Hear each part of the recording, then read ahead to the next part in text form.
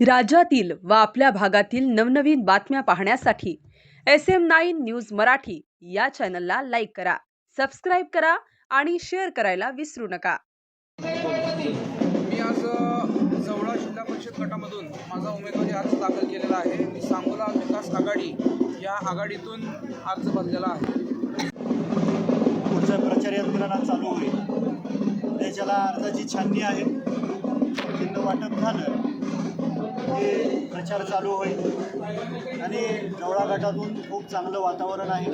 साव्याला आम्ही शेळके साहेबांच्या सौभाग्यवतींना पंचायत समितीमधून उमेदवारी दिलेली आहे। सावळ देवळं गाव हे शेतकरी कामगार पक्षाला मानणारे गाव, आणि ज्यावेळेस गावं एक होतात पक्षाच्या संघटनेकडे, त्यावेळेस हा जवळा गटातला विजय हा अर्ज भरल्यानंतर निश्चितपणे सुखकर झालेला आहे।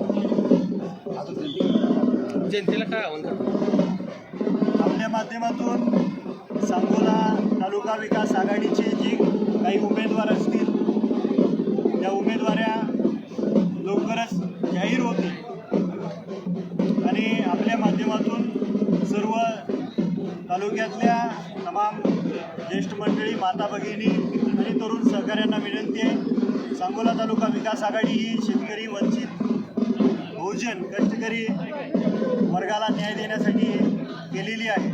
आणि ज्या पद्धतीनं स्वर्गीय आबासाहेब आणि सन्माननीय दीपकाबांनी मागच्या 25-30 वर्षामध्ये राजकारणाने समाजकारण केलं आणि राजकारणाने समाजकारण करत असताना गोरगरीब जनतेला न्याय दिला, कुठल्याही घटकांवरती अन्याय होऊ दिला नाही आणि सर्वांना सोबत घेऊन सन्माननीय स्वर्गीय आबासाहेब आणि सन्माननीय दीपकाबांनी राजकारण केलं, त्या पद्धतीनं भविष्यकाळात आमच्याकडून राजकारण होईल आणि सर्वांना न्याय दिला जाईल।